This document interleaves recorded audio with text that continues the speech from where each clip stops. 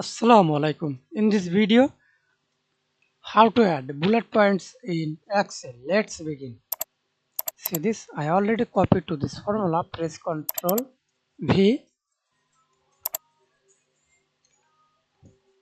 and see this formula A1. My data is A2. A2. Press Enter and double click autofill. Then press Ctrl C, copy, right click, paste special,